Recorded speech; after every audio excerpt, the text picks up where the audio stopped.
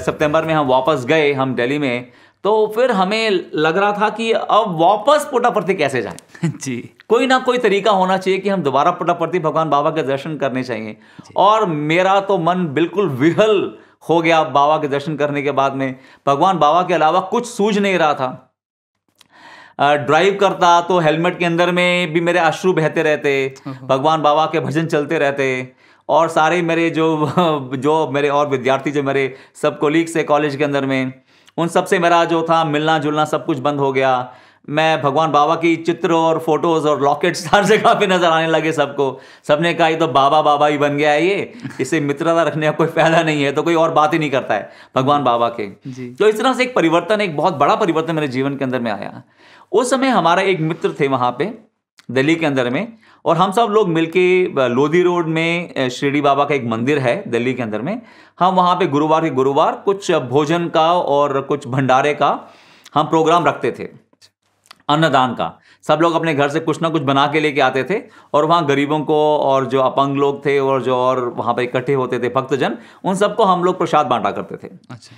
तो एक दिन उन्होंने मुझे बताया कि देखो यहाँ पर दिल्ली के अंदर में एक स्पैस्टिक सोसाइटी है। जो जिन बच्चों की मनस्थिति विकसित नहीं हो पाती है या जिनके हाथ पांव ठीक चल नहीं पाते हैं, उन्हें स्पैस्टिक कहा जाता है, और दिल्ली के अंदर में एक संस्थान है जो इन बच्चों का ख्याल रखती है। अच्छा। तो उसने कहा कि इन बच्चों के लिए वॉलंटियर्स की ज़रूरत है, जो कि उनके साथ में 1-2 घंटा खेल सकें, बात कर सके, क्योंकि उनके माता पिता भी उनका ख्याल रखते रखते बहुत थक जाते हैं। उनके लिए भी 1-2 घंटे का समय अगर मिल जाए तो इन बच्चों के लिए भी कुछ नया होगा और उन माता पिता के लिए भी कुछ सहायता हो जाएगी जी। तो मैंने वो सोसाइटी को ज्वाइन कर लिया, और मुझे एक बच्चा दिया गया, उसका नाम था अमित।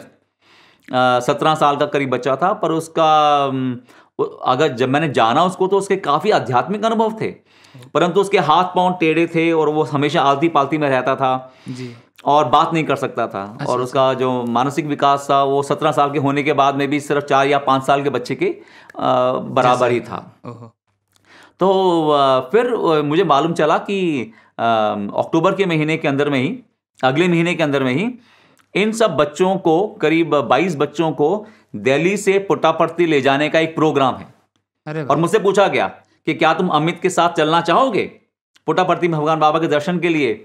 मेरे लिए तो ये वरदान से कम नहीं था जी, और मैंने कहा हाँ बिल्कुल, मैं तो जरूर जाना चाहूंगा। और हम सब लोग यहाँ पर आए और भगवान बाबा ने हमें एकदम वीआईपीज़ की तरह ट्रीट किया।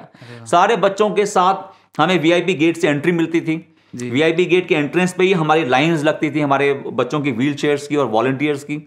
और भगवान बाबा दर्शन के समय जेंट साइड से होते हुए हमारे मध्य से हर रोज गुजरते थे। तो एक दिन मैं अमित के साथ बैठा हुआ था और भगवान बाबा अभी आए नहीं थे, तो मैंने अमित से पूछा, मैंने कहा अमित, अगर भगवान बाबा आएंगे तो तुम उनसे क्या मांगोगे? अगर भगवान बाबा पूछें कि अमित तुम्हें क्या चाहिए तो तुम क्या मांगोगे? तो उसने कहा मैं भगवान बाबा से कहूंगा कि मुझे अपनी गाड़ी में घुमाने के लिए ले जाएं जी। ये सुन के मेरी आंखों में अश्रु आ गए। मैंने कहा देखो, एक छोटे बच्चे का कितनी उसकी भक्ति भावना है कि वो भगवान बाबा से ये नहीं कहता कि मुझे ठीक कर दो या मुझे आप स्वस्थ प्रदान करो, पर वो ये चाहता है कि भगवान बाबा का सानिध्य मिले उसे। जी जी जी। तो भगवान बाबा आए और भगवान बाबा रोज अमित से या तो कुछ बात कर रहे थे या उसकी तरफ देख रहे थे। अच्छा। पर आज भगवान बाबा ने उसकी तरफ देखा ही नहीं।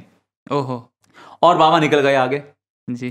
तो अमित बहुत ज्यादा उद्विग्न हो गया, बहुत ज्यादा निराश हो गया, उसके हाथ एकदम टेढ़े हो गए और वो कुछ कहना चाह रहा था पर वो कुछ कह नहीं पा रहा था। तो उसकी परिस्थिति देख के मुझे बहुत ही दुख हुआ जी जी जी, कि अमित आज कुछ बाबा से बात करना चाहता था, शायद इशारों में ही या कुछ कहने का प्रयास करता, पर भगवान बाबा ने देखा ही नहीं उसकी तरफ आज। तो भगवान बाबा अंत तक पहुंच गए लाइन के, और फिर बाबा पीछे मुड़े। अच्छा। और अमित को देखा जी कि कैसे वो कितनी आशा से भगवान की तरफ देख रहा है और कितना निराश हो चुका है जी। तो भगवान ने उसकी ओर देखा और भगवान बाबा ने अपना हाथ घुमाया और विभूति प्रकट करी। फिर भगवान बाबा ने मुझे बुलाया क्योंकि मैं उसके साथ, उसकी व्हीलचेयर के साथ बैठा हुआ था जी। तो भगवान बाबा के पहले वचन मेरे को यही थे, तुम आओ। अच्छा अच्छा। तुम खिलाओ। ओहो। तो ये 2 वचन बाबा ने मुझे बोले, तुम आओ, तुम खिलाओ।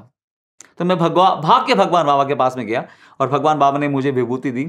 उस विभूति के अंदर में एंटीबायोटिक्स जैसे मेडिसिन होती है ना, जी। वैसी सुगंध आ रही थी। ओहो। और वो विभूति पीले रंग की थी। अच्छा अच्छा अच्छा। ये जो ग्रे कलर की विभूति बाबा देते थे हमेशा, वो बिल्कुल नहीं थी, वो तो जैसे कुछ मेडिसिन थी। तो भगवान बाबा ने मुझे वो विभूति दी। फिर मैंने अमित के पास दोबारा गया और उसको मैंने विभूति खिलाई।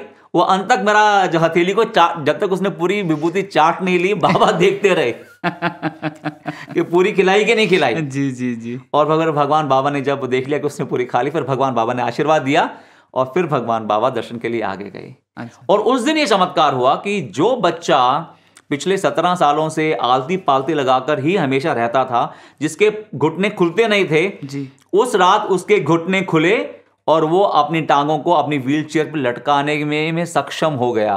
ओहो। तो ये देखकर मैं इतना आश्चर्यचकित हुआ कि भगवान बाबा किस तरह से पता नहीं इनके क्या कर्म हैं, या इन्होंने अपने ऊपर में कर्म लिए हैं कि कई जन्मों, भगवान कहते हैं कि जो अपाहिज बन जाते हैं, स्पैस्टिक चिल्ड्रन हैं, वो कई जन्मों के कर्म एक जन्म में ही काटना चाहते हैं और भगवान बाबा में दोबारा विलय हो जाना चाहते हैं। अच्छा अच्छा। तो इस प्रकार मुझे लगा जैसे कि भगवान बाबा ने उस बच्चे के ऊपर में इतना अनुग्रह किया है। तो इस प्रकार बाबा का पहला जो मुझे प्रवचन और जो शब्द मुझे मिले जी, वो बहुत ही सिग्निफिकेंट थे और बहुत ही महत्वपूर्ण थे मेरे लिए कि तुम आओ और तुम खिलाओ। इसलिए जो भगवान बाबा ने यहाँ पर स्टूडेंट बनने के बाद भी भगवान बाबा ने इतना हमें सानिध्य दिया, इतना हमें सुअवसर प्रदान किए, कभी ड्रामा के रूप में, कभी स्पोर्ट्स मीट के रूप में, कभी स्पीचेस देने के रूप में, कभी उनके साथ कोडे कनाल जाने के रूप में। तो मुझे ये लगता है कि जब जैसे अभिषेक आपने मुझे बुलाया तो मेरे लिए भगवान बाबा के वही वचन मुझे याद आते हैं कि मैं तुम्हें कुछ दे रहा हूं, मगर तुम औरों के साथ में इसको बांटो। तुम औरों के साथ भी इस मिठास को, इस अमृत को सबके साथ बांटोगे तो ये अमृत और बढ़ता ही जाएगा। इस प्रकार भगवान बाबा से हमारा जो है पहला संवाद हुआ 1991 आपकी पुट्टपर्ती की दूसरी यात्रा थी वो। ये उसी साल में 91 में ही 91 में ही।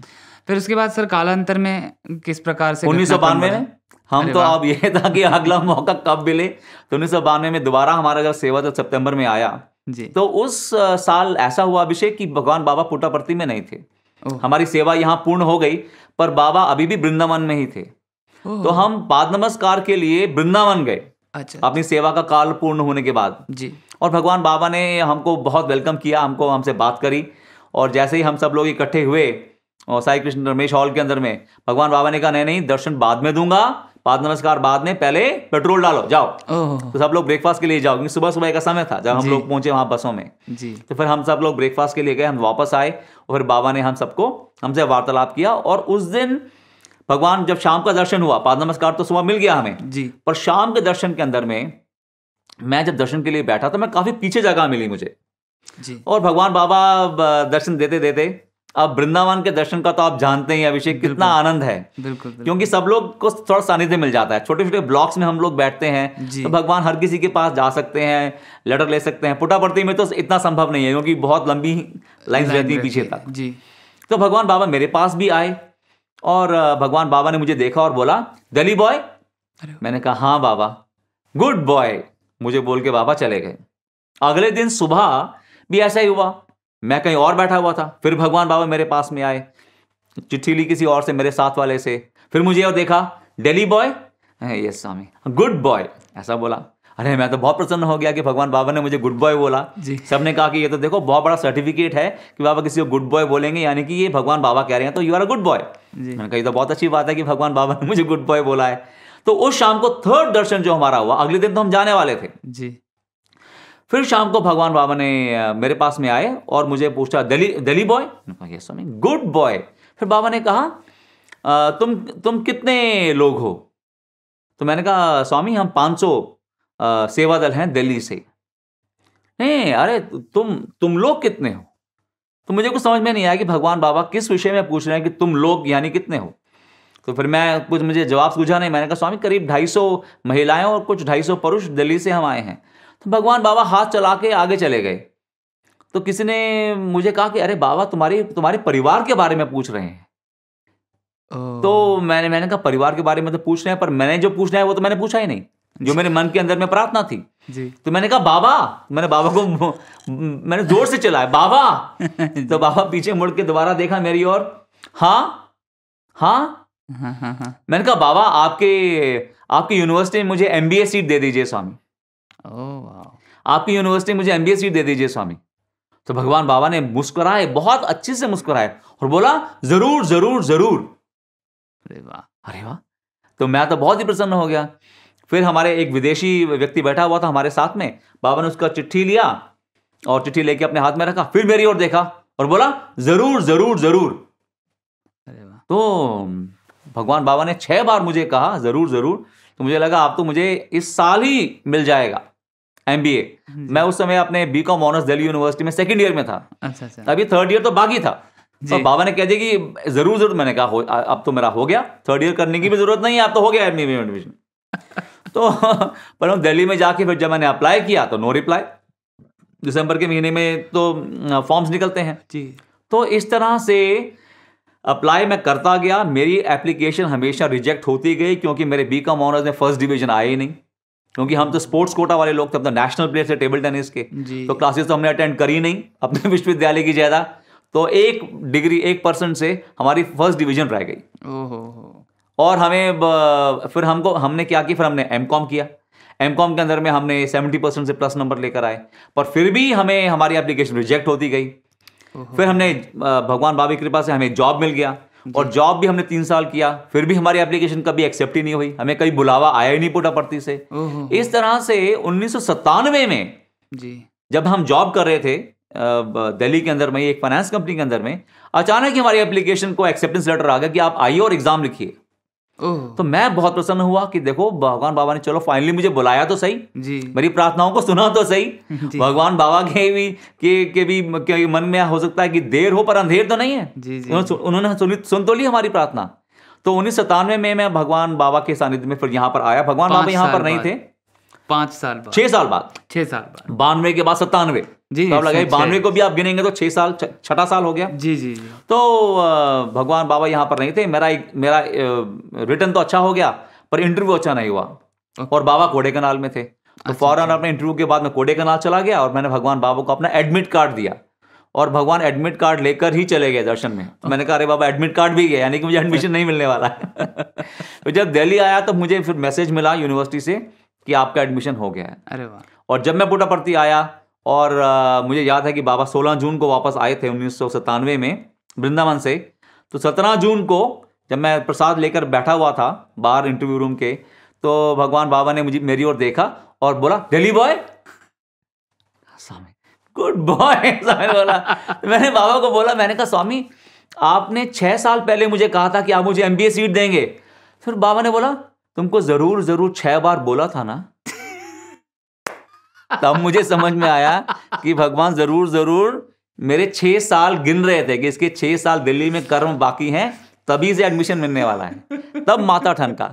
पर भगवान बाबा का देखिए यही है कि हमारे मन के अंदर में जो भक्ति होती है वो उसे बढ़ने देते हैं। हमारे मन की जो उत्कंठा होती है भगवान बाबा के सानिध्य में आने की, उनके समक्ष होने की, उनका विद्यार्थी बनने की, अगर भगवान बाबा मुझे साफ कह देते कि तेरा एडमिशन 6 साल बाद ही होगा तो मैं बहुत ही रिलैक्स हो जाता जी, मैं बहुत ही कहता कि चलो अब तो मेरा एडमिशन हो ही जाएगा 6 साल के बाद में। पर 6 साल उन्होंने मुझे दिल्ली में रहकर भी साधना करवाई जी, मेरी प्रार्थनाओं को बढ़ने दिया जी, मेरे मन के मेरी उत्कंठाओं को बाबा ने और उजागर किया जी, ताकि जब मैं उनके सानिध्य में आऊं तो जो मुझे देना चाहते हैं मैं उसके लिए तैयार तो हूं। सही बात। कम से कम मेरा घड़ा पक्का तो हो जाए जिसमें कि भगवान बाबा का अमृत रह सके जी। तो मैं समझता हूं कि ये जो उनके भगवान जो हमेशा कहते हैं my delays are not my denials जी, तो मेरे जीवन के अंदर मैंने सच में ये देखा कि भगवान बाबा ने मुझे, भगवान सब कुछ जानते हैं कि किस क्षण हमारे जीवन में क्या होने वाला है, पर हमें वो उस क्षण के लिए हमें तैयार करते हैं क्योंकि हमारा जीवन ही वही है।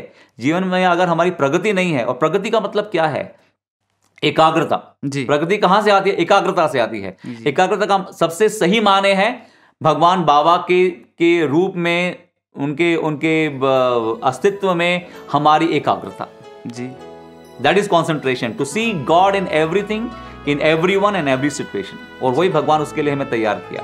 जी सर। तो इस प्रकार मैं भगवान बाबा का विद्यार्थी बना 1997 में MBA का। जी